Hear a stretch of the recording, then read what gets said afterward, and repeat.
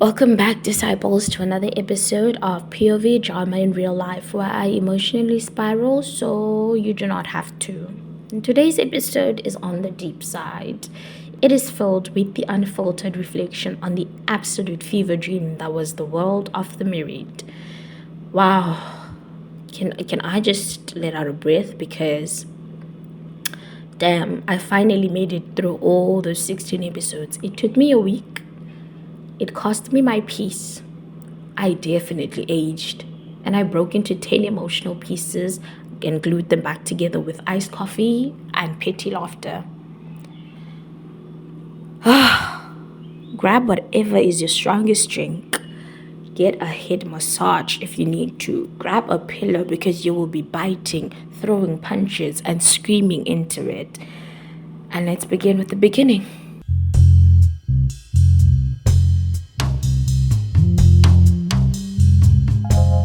Episode 1 till 4, Gaslighting, Gut Instinct, and the Gut Punch of the Truth.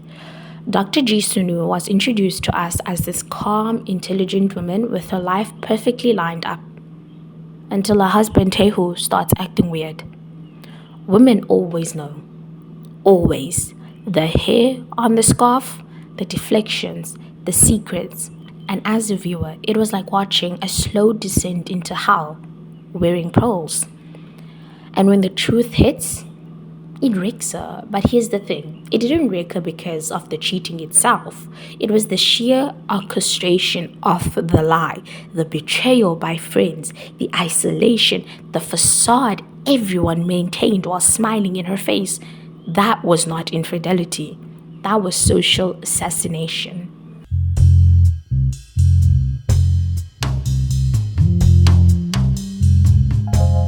Episode 5 till 8. Revenge is a love language. If you're deranged enough. Sonu goes full vengeful phoenix. Every stare, every smile, every calculated move. Absolutely delicious. But she doesn't realize yet that revenge without healing is just self-harm with better lighting. Tehu's descent also begins. And I do not mean like mentally unstable. I mean egotistically ravenous. He cannot let Sonu live without him at the center of her universe because men like him, they don't love. They possess. He didn't just want her to forgive him. He wanted to be admired again. And that's a different beast entirely. Meanwhile, the side characters are peeling like onions. Yerim and Jaehook's crumbling marriage is proof that when you let your pride run your relationship, it will absolutely burn it down. Yerim said, "I'm not letting my marriage fall apart over that woman." And I was like, girl, please. Your husband already let it fall. You're just holding on to rubble like it's still a home.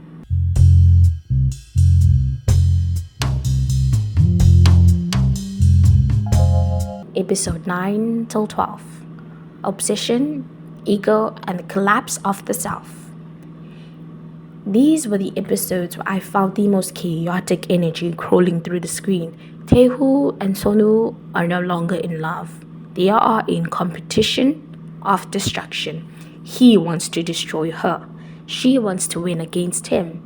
Neither wants to let go. And in the middle, their son, being pulled apart like a rope in a tug of war. Neither adult is mature enough to stop playing.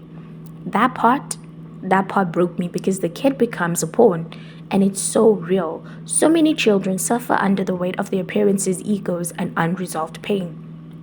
Also, just for a quick second, can we talk about another side couple, Hyunsu and Ingyu? This side couple, this right here is the one sliver of hope. An abused woman finally leaves. No matter how desperate and persistent her abuser is, she escapes, she chooses herself. And that part gave me goosebumps. Also, can I just comment on Ingyu's suicide? This might be a hot take, but I truly believed he did love her. Like, he honest to God really did love her. At first, it might have seemed like it was more on a matter of, I want to possess you. But the more you kind of see the interactions between them, the way he was talking, the way she was talking about him, it wasn't like that. She pitied him because there was nobody else there for him. She loved him, but that love came from nothing but pity at first, because he had nobody else to turn to except for her. And Ingyu, without having anybody else except for her, he thought that holding on to her and clinging on to her, no matter what, meant that she would never abandon him. He just didn't know how to love her right. And if he had ever given himself the chance to actually sit down, work through his issues, he would have made an amazing boyfriend for her, because they both were each other's rocks. When the other one was hitting rock bottom, the other one was there for them. You get me? So I feel like if they had gone to like couples therapy or did something to help, I truly believe Ingyu would have stopped being an abuser and actually loved Hyunsu wholeheartedly. And even if he did do it, Hyunsu should have still left him no matter what, because her safety, her respect, her dignity, and her love for herself comes before loving anyone else.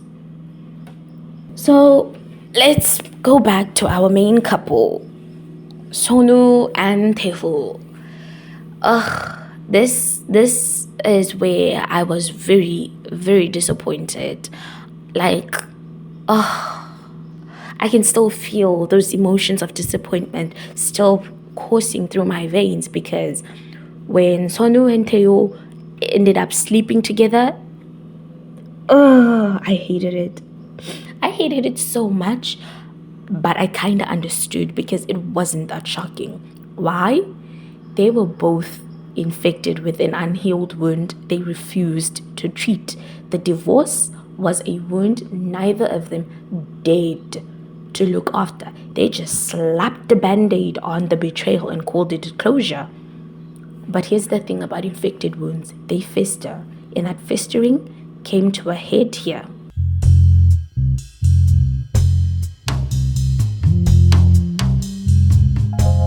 Episode 13 to 16, Death, Rebirth, and the truth that no one wins. By the end, I had nothing left to give. I was emotionally bankrupt. Every character had been laid bare. Taeho was fully undone, manic, violent, desperate. Sonu was no longer seeking revenge. She was surviving her own self-destruction. And their son, he left.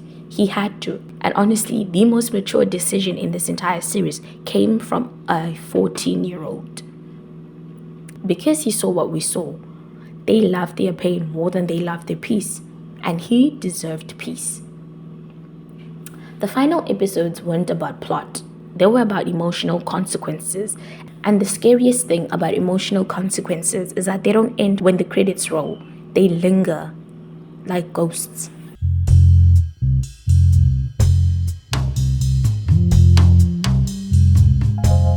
Why people cheat, featuring my friends' answers. So I asked a couple of my friends a question: why do you think people cheat? And here's what my friends said. 1. Some people cheat because they want to feel desired again. It's not about the other person, it's about their ego being stroked. 2. Because they're cowards who want the safety of their own partner but the thrill of something new. Whew! That answer had venom. 3. A lack of communication. People drift apart, and instead of being honest, they escape into someone else. 4. They don't love their partner, they love the idea and can't handle when real life gets messy. 5. Some just want power. They don't cheat out of love, they cheat to feel in control. Notice the theme? Can you smell it? It's not about the person being cheated on. It's about the person cheating. It's about their wounds, their weaknesses, their lack of courage to either fix things or leave.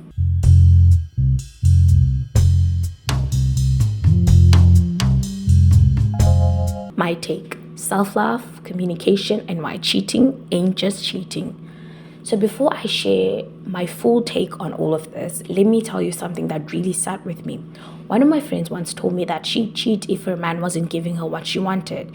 If he's not giving her money, she'll go find someone who will. So I asked her, why not leave? Why stay with someone who you claim to love while stepping out on them?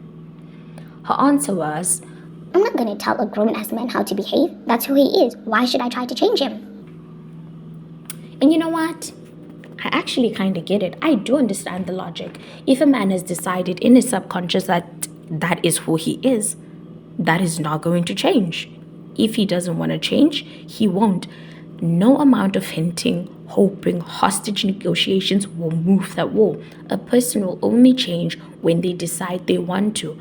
But, and this is a big drag you out of the room by your edges, but how can someone know what you need if you never tell them? Guys, are we living in the Marvel universe? Are we on some X-Men shit? This is not telepathy, it's partnership.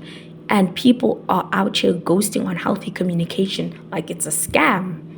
Some people love gifts, others hate them. Some people want affection. Some just want space and someone who remembers how they take their coffee. We're all weird little puzzles with unique pieces.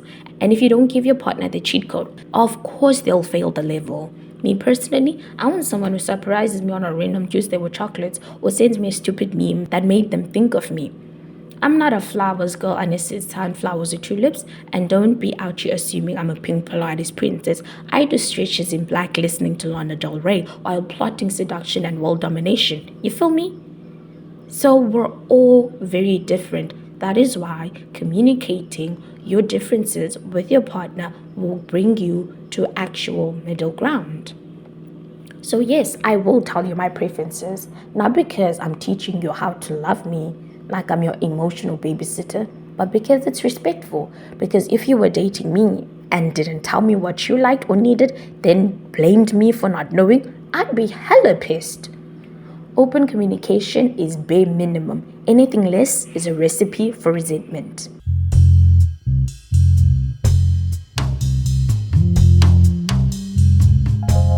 On cheating and the self. Now, here's the heavy truth. When I was younger, I thought cheating meant the other person was just a dick, like plain and simple. But now that I understand psychology and emotional maturity more deeply, I see it for what it is. Cheating is a mirror. It shows you exactly where someone is with themselves.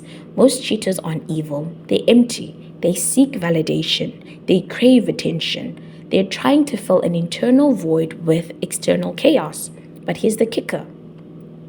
If you loved yourself, like truly loved yourself, you wouldn't cheat, because hurting someone else like that would hurt you too. You wouldn't want to carry the guilt. You wouldn't want to become the villain in someone else's story just because you refuse to do the healing in yours. And the wildest part? The same people who cheat are the same ones who lose their shit when they get cheated on. Hypocrisy at its finest. Because again, it's not about morality, it's about emotional immaturity. It's about a broken inner child cosplaying as a grown-up. They need therapy, not excuses. I am not judging. I get that sometimes people cheat for reasons that make emotional sense, but if you can't get what you need from a person and you're not communicating or not trying, then please just leave. Spare them, spare yourself.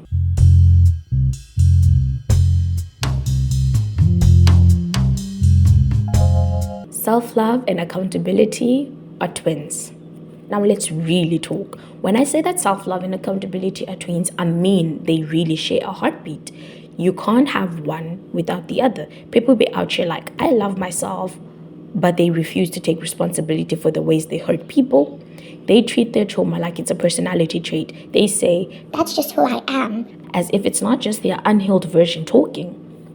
Like, I had rough heartbreaks once, bad enough that I considered never dating women again, even though I'm bi. But I had to sit with myself down and say, that girl broke your heart, not every girl in the world. My pain doesn't get to rewrite who I am. Same with preferences. People are out here saying, I like tall guys. but instead of just stating that, they go on a TED talk dragging short men like it's open season. Babe, that is not a preference. That's body shaming wrapped in entitlement. You like skinny women? Cool, you don't have to degrade thick women to say that. Say what you like without disrespecting what you don't. That's accountability. That's self-awareness. That's maturity.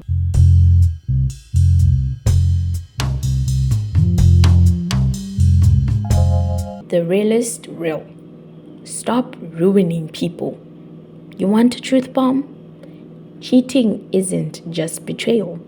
it's generational destruction. It creates ripple effects. It's not just about breaking a heart, it's about warping how someone trusts, how they love, and how they see themselves. You're not just a cheater on your partner. You're not just cheating on your partner, you're cheating yourself out of growth. You're cheating your future partners out of a healed version of you. You're building an identity based on avoidance and pretending that's you. But it's not. You're just unhealed, and instead of getting therapy, you're getting new partners. That's not a solution. That's emotional gentrification. If you know you're not ready to be honest, to give, to love fully, then don't be in a relationship. Sit with yourself, heal your shit, stop dragging innocent people through your chaos. Because if you keep cheating through life, the only thing you'll end up stealing is your own peace.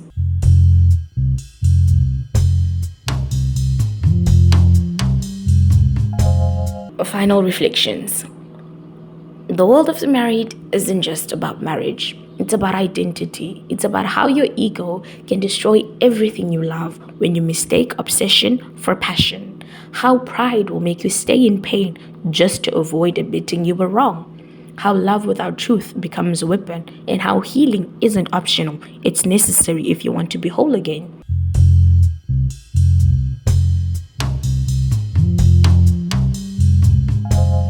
Thank you for surviving this with me. I am now officially dehydrated, a tad bit wiser, and mildly traumatized.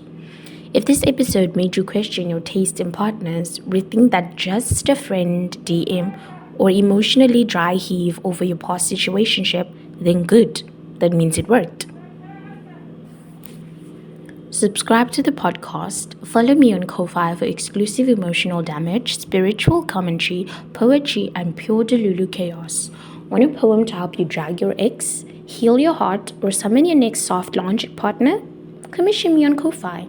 Because this isn't just a podcast.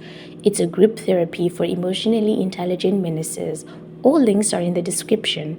Follow me before you emotionally spiral in silence again. Your healing begins with clicking follow. Saint Mange has spoken.